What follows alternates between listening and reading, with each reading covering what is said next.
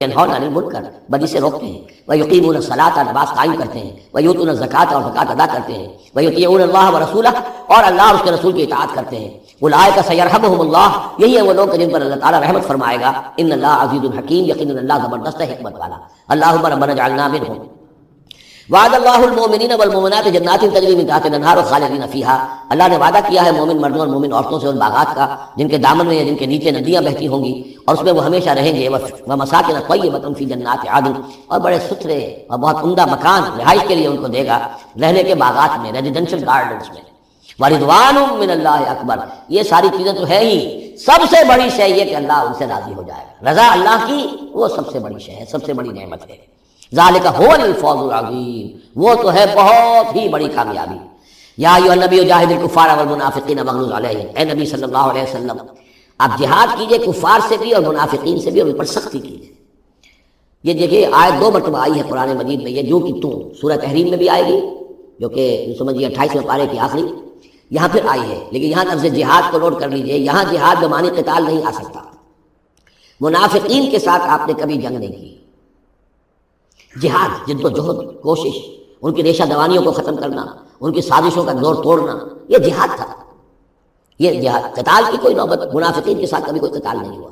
یہاں جہاد خالص اس جہاد کے معنی میں ہے جو قتال سے کم تر ہے، دون القتال۔ یا ایھا النبی جاہد الکفار والمنافقین، اے نبی آپ مجاہدہ کیجئے، جد و جہد کیجئے۔ اسی لیے جب غزوہ تبوک سے آپ واپس آ رہے تھے تو ایک حدیث ہے کہ آپ نے فرمایا رجعنا من الجہاد الاصغر الى الجہاد الاکبر، ہم چھوٹے جہاد سے بڑے جہاد کی طرف لوٹ آئے ہیں۔ اب اس کی تعبیریں مختلف کی گئی ہیں کہ اتنا بڑا جہاد سلطنت روما کے خلاف گئے تھے، اسے آپ جہاد اصغر کہہ رہے ہیں، وہاں سے لوٹ کر ہم آ گئے اب جہاد اکبر سامنے ہے۔ تو اس کی عام طور پر جو توجیہ لوگوں نے کی ہے وہ تو یہ ہے کہ یہ جہاد جو نفس کے خلاف ہے وہ سب سے اکبر ہے، سب سے بڑا ہے، اور یہ بات صحیح ہے۔ آپ سے پوچھا گیا ای الجہاد افضل یا رسول اللہ، آپ نے فرمایا ان تجاہد نفسک فی طاعت اللہ، کہ اللہ کے رسول یہ بتائیے کہ سب سے افضل جہاد کس کا ہے؟ آپ نے فرمایا کہ تم جہاد کرو اپنے نفس کے خلاف اور اسے اللہ کا مطیع بناؤ۔ تو اسی پر گویا کہ اس کو محمول کیا ہے، لیکن میرے نزدیک حقیقت یہ ہے کہ اب یہ جو مارے آستین تھے کہ جو مدینے کے اندر منافقین تھے، اب ان کے خلاف جہاد کرنا تھا، اور اس میں چونکہ اندیشے تھے کہ ان کے تعلقات تھے اوس اور خزرج کے لوگوں کے ساتھ، عام لوگوں کے ساتھ دوستیاں تھیں، تو اس میں فتنے اٹھ رہے تھے۔ واپس آ کر آپ نے مسجد ضرار کو پھر جلایا ہے، گرایا ہے، یہ بہت بڑا قدم تھا۔ عام مسلمان جو ہے تو مشتعل بھی ہو سکتے تھے کہ مسجد کو گرا رہے ہیں، لیکن یہ کہ یہ اقدامات آپ نے کیے ہیں صلی اللہ علیہ وسلم اس آیت کے اترنے کے بعد اور تبوک سے واپسی کے بعد۔ یا ایھا النبی جاہد الکفار والمنافقین واغلظ علیہم، اے نبی جہاد کیجئے کافروں سے بھی اور منافقین سے بھی، اور ان پر سختی کیجئے۔ ومأواہم جہنم، ان کا ٹھکانہ جہنم ہے، وبئس المصیر، اور وہ بہت برا ٹھکانہ ہے۔ یحلفون باللہ ما قالوا، وہ اللہ کی قسم کھا کر کہتے ہیں کہ ہم نے یہ بات نہیں کہی، کوئی بات جو بھی آئی، کوئی غلط بات کہی، کوئی استہزاء کیا، کوئی تمسخر اڑایا۔ وَلَقَدْ قَالُوا كَلِمَةَ الْكُفْرِ، حالانکہ انہوں نے کہا ہے کفر کا کلمہ۔ یہ ایک بات انہوں نے کہی تھی، اس کا ذکر آ جائے گا تفصیل سے سورہ منافقون میں 28ویں پارے میں، واقعہ وہاں تفصیل سے آیا ہے۔ تو لیکن یہ کہ کسی نوجوان نے آ کر حضور کو بتا دیا کہ نے یہ کہا ہے، اب حضور نے طلب فرمایا، اس نے کہا نہیں یہ بالکل جھوٹ بولتا ہے اس نے، اور اس نے خامخواہ جو ہے کوئی فتنہ اٹھانے کی کوشش کی ہے۔ تب یہ آیت نازل ہوئی، اللہ نے اس نوجوان کو سچا کیا اس آیت کے ذریعے سے کہ جھوٹ وہ عبداللہ ابن ابی بول رہا ہے، یہ نوجوان نہیں بول رہا۔ یحلفون باللہ ما قالوا، وہ قسم کھا رہے ہیں اللہ کی کہ ہم نے وہ بات نہیں کہی۔ وَلَقَدْ قَالُوا كَلِمَةَ الْكُفْرِ، حالانکہ انہوں نے کہا کلمہ کفر، وَكَفَرُوا بَعْدَ إِسْلَامِهِمْ، اور وہ اپنے اسلام کے بعد کفر منکر ہو چکے، کفر کر چکے۔ وَهَمُّوا بِمَا لَمْ يَنَالُوا، اور انہوں نے ارادہ کیا تھا اس شے کا کہ جس کو وہ حاصل نہ کر سکے۔ یہ ایک خاص واقعہ ہوا تھا کہ جب تبوک سے واپس آپ آ رہے تھے تو ایک موقع پر آپ عام راستے سے قافلے سے ذرا ہٹ کر ایک پہاڑی راستے کی طرف سے آپ کا گزر ہوا، اور وہ تنگ راستہ تھا، وہاں سے بس ایک ہی اونٹ ایک وقت میں گزر سکتا تھا، حضور کے ساتھ 2 آپ کے صحابہ تھے۔ وہاں ان لوگوں نے کوشش کی، منافقین نے، کچھ لوگ تھے کہ جنہوں نے اپنے ڈھاٹے باندھ دیے کہ پہچان میں نہ آئے، اور رات کی تاریکی میں انہوں نے ہاتھ چلایا، چاہتے تھے کہ حضور کو شہید کر دیں۔ بہرحال وہاں پر جو ہے کسی طریقے سے جو 2 آپ کے جانثار ساتھی تھے انہوں نے انہیں کھدیڑا، مار کر بھگایا۔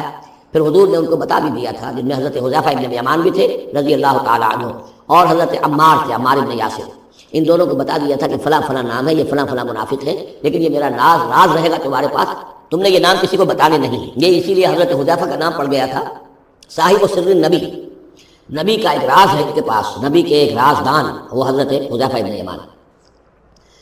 وَهَمُّوا بِمَا لَمْ يَنَالُوا، انہوں نے تو ارادہ کیا تھا وہ چیز وہ حاصل نہ کر سکے۔ وَمَا نَقَمُوا إِلَّا أَنْ أَغْنَاهُمُ اللَّهُ وَرَسُولُهُ، اور یہ نہیں انتقام لے رہے مگر اس شے کا کہ اللہ نے اور اس کے رسول نے انہیں غنی کر دیا ہے۔ اللہ اور ان کا رسول ان کی طلب مال کو دیکھ کر انہیں صدقات میں سے، مال غنیمت میں سے بفراغت دیتا رہا، من فضلہ ہی، اپنے فضل سے۔ وَإِن يَتُوبُوا يَكُ خَيْرًا لَهُمْ، اب بھی اگر توبہ کر لیں تو یہ ان کے لیے بہتر ہوگا۔ وَإِن يَتَوَلَّوْا، اور اگر وہ پیٹ موڑیں گے، يُعَذِّبُهُمُ اللَّهُ عَذَابًا أَلِيمًا، اللہ انہیں عذاب دے گا بہت دردناک عذاب، فی الدنیا والآخرہ، دنیا میں بھی اور آخرت میں بھی۔ وَمَا لَهُمْ فِي الْأَرْضِ مِن وَلِيٍّ وَلَا نَصِيرٍ، اور پوری زمین میں ان کے لیے نہ کوئی ولی ہوگا، کچھ بنا ہوگا، مددگار ہوگا، اور نہ ہی کوئی حامی ہوگا۔ وَمِنْهُم مَّنْ عَاهَدَ اللَّهُ، اب یہ وہ 3 آیتیں آ گئی ہیں جو میری تقریروں میں بہت مرتبہ آئی ہیں۔ ہم مسلمانان پاکستان کے لیے خاص لمحہ فکریہ ہیں۔ مدینہ کے منافقین کی خاص قسم کا تذکرہ ہو رہا ہے۔ وَمِنْهُم مَّنْ عَاهَدَ اللَّهُ، ان میں سے وہ لوگ بھی ہیں جنہوں نے اللہ سے عہد کیا تھا، لَئِنْ آتَانَا مِن فَضْلِهِ، اگر اللہ ہمیں اپنے فضل سے نواز دے گا، غنی کر دے گا، دولت دے دے گا، دولت مند کر دے گا، لَنَصَّدَّقَنَّ وَلَنَكُونَنَّ مِنَ الصَّالِحِينَ، ہم خوب صدقہ خیرات کریں گے اور نیک بن جائیں گے۔ فَلَمَّا آتَاهُم مِن فَضْلِهِ، جب اللہ نے انہیں نواز دیا، اپنے فضل سے غنی کر دیا، بخلوا بِهِ، اب اس دولت کے ساتھ بخل کیا، وَتَوَلَّوْا وَهُمْ مُعْرِضُونَ، اور پیٹھ موڑ لی اور اعراض کیا، فَأَعْقَبَهُمْ نِفَاقًا فِي قُلُوبِهِمْ، تو اللہ نے سزا کے طور پر ڈال دیا ان کے دلوں میں نفاق۔ عاقبہم، عقوبت، سزا۔ دنیا میں نقد سزا یہ ملتی ہے اللہ سے کوئی وعدہ کر کے پھر جانے کی کہ نفاق جو ہے وہ دل میں پیدا ہو۔ یہ نفاق ہے پاکستان کے مسلمانوں کا روگ۔ پاکستان بنایا تھا، پاکستان کا مطلب کیا؟ لا الہ الا اللہ۔ ہندوستان کے مسلمان نے ووٹ دے کر اپنا فرض کفایہ ادا کر دیا کہ جاؤ بھائی، تم جو ہم پہ گزرے گی سو گزرے گی، تم جاؤ اور اسلام قائم کرو۔ ہم نے کیا کیا ہے؟ 50 برس سے زائد ہو گئے، کیا کیا؟ اسلام کہاں ہے؟ یہ بے وفائی، یہ بد عہدی، اس کا نتیجہ کیا ہے؟ 3 نفاق ہیں جو اس قوم کے اوپر مسلط ہو گئے۔ نفاق باہمی، اب وہ قوم نہیں رہی، قومیتوں میں تحلیل ہو چکی ہے، اب عصبیت ہے، صوبائیت ہے، لسانیت ہے، اور نہ معلوم کیا کچھ ہے، فرقہ واریت ہے۔ دوسرے، کردار کا بیڑا غرق ہو گیا۔ آیت المنافق ثلاث، حضور نے فرمایا منافق کی 3 نشانیاں ہیں، جس میں یہ تینوں چیزیں ہیں، خواہ وہ انسامہ و صلاح، چاہے روزہ رکھتا ہو، نماز پڑھتا ہو، اپنے آپ کو مسلمان سمجھتا ہو، وہ منافق ہے۔ جب بولے جھوٹ بولے، جب وعدہ کرے خلاف ورزی کرے، اور جب کہیں امین بنا دیا جائے خیانت کرے۔ وہ دیکھ لیجیے اپنی قوم، جو جتنا بڑا ہے الا ماشاء اللہ، ایکسیپشنز پروو دی رول، قانون یہی ہے، جو جتنا بڑا اتنا ہی جھوٹا، اتنا ہی خائن، اور اتنا ہی وعدہ خلاف۔ اور تیسرا اور میرے نزدیک سب سے بڑا نفاق جو ہے وہ ہمارے دستور میں ہے۔ The most sacred document of a state is the constitution۔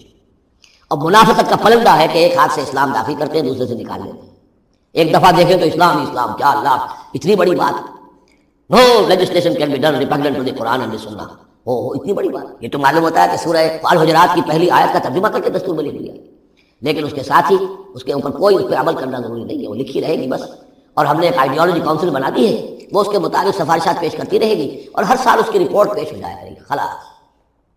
کوئی اس میں سینکشن نہیں، کوئی اس کے نافذ کرنے کی کوئی ذمہ داری نہیں، کوئی پابندی نہیں۔ فیڈرل شریعت کورٹ، کیا کہنے ہیں فیڈرل شریعت کو، بڑے بڑے چوٹی کے علماء، اور کیا کیا تنخواہیں ان کو ملی ہیں، اور کیا کیا مراعات ملی ہیں، وہ سب کچھ ہے، لیکن صورت کیا ہے؟ دستور پاکستان بھی تمہارے دائرے سے خارج، عدالتی قوانین بھی تمہارے دائرے سے خارج، یہاں تک کہ آئلی قوانین بھی تمہارے دائرے سے خارج، مالی قوانین بھی 10 سال کے لیے خارج۔ تو کیا کرو گے بیٹا؟ تنخواہیں لو اور ایکسرسائز ان فیوٹیلیٹی وقت گزارو، اللہ اللہ خیر کرے۔ منافقت میرے نزدیک اس پوری دنیا کے اندر شاید دستور کی سطح پر ایسی منافقت کہیں اور موجود، یہ ہے ہمارا روگ اصل۔ فَعَاقَبَهُمْ نِفَاقًا فِي قُلُوبِهِمْ، تو اللہ نے عقوبت کے طور پر، سزا کے طور پر ان کے دلوں میں نفاق پیدا کر دیا، إِلَىٰ يَوْمِ يَلْقَوْنَهُ، اور یہ نفاق اب رہے گا اس دن تک جس دن کے یہ ملاقات کریں گے اللہ سے، یہ کانٹا ان کے دلوں سے نکلے گا نہیں۔ بما اخلف اللہ ما وعدوہ، بسبب اس وعدہ خلافی کے جو انہوں نے اللہ سے کیا، وبما كانوا يكذبون، اور بسبب اس جھوٹ کے جو انہوں نے بولا۔ الم يعلموا ان اللہ يعلم سرهم ونجواهم، کیا انہیں یہ معلوم نہیں ہے کہ اللہ تعالیٰ ان کی چھپی اور کھلی چیزوں کو، چھپی چیزیں اور جو نجوا کرتے ہیں یہ لوگ بیٹھ کر آپس میں سازشیں کرتے ہیں، اللہ ان سے واقف ہے۔ وان اللہ علام الغیوب، اللہ تعالیٰ تو تمام غیب کا جاننے والا ہے۔ الذین یلمزون المتطوعین من المؤمنین، یہ لوگ کہ جو اہل ایمان میں سے جو بھی نیکی کی کوشش کرتے ہیں اپنی طرح دل سے، اپنی امکانی حد تک ان کے اوپر طعن کرتے ہیں، استہزاء کرتے ہیں۔ جب حضور نے فرمایا تھا کہ اب یہ بڑی مہم ہے، اب جو بھی کچھ لا سکتے ہو پیش کرو، گویا کہ جدید اسلام میں ہم کہیں گے چندے کی اپیل کی، ڈونیشنز چاہیے، تو ایک ابو عقیل انصاری تھے، انہوں نے یہ کیا کہ کچھ نہیں تھا ان کے پاس، ساری رات مزدوری کی ایک باغ میں جا کر، اور وہ کھینچ کر کنویں سے پانی باغ کو سیراب کیا۔ صبح کو انہیں کچھ کھجوریں ملی رات بھر کی مزدوری، آدھی لے جا کر اپنے گھر میں دے دی اپنی بیوی بچوں کو، اور آدھی لا کر حضور کی خدمت میں پیش کر دی۔ حضور نے فرمایا کہ یہ جو کھجوریں ہیں یہ اس پورے ڈھیر کے اوپر پھیلا دو، یہ سب پر بھاری ہے، لیکن وہاں جو منافق تھے انہوں نے اب فقے چست کرنے شروع کی، ہاں ان کھجوروں کے بغیر تو یہ مہم چل ہی نہیں سکتی تھی، کیا کہنے صاحب، یہ تو بہت بڑا صدقہ انہوں نے کیا ہے، بہت بڑا معاملہ ہے، یہ اب تانے دے رہے ہیں، ان کا دل دکھا رہے ہیں۔ الذين يلمزون المتطوعين من المؤمنين في الصدقات والذين لا يجدون الا جهدهم، وہ بیچارے کہ جن کے پاس اپنی محنت مشقت کے سوا کچھ ہے ہی نہیں، فيسخرون منهم، ان سے مذاق کرتے ہیں، ٹھٹے کرتے ہیں، سخر اللہ منهم، اللہ تعالیٰ ان کا مذاق اڑائے، ولهم عذاب الیم، اور ان کے لیے دردناک عذاب ہے۔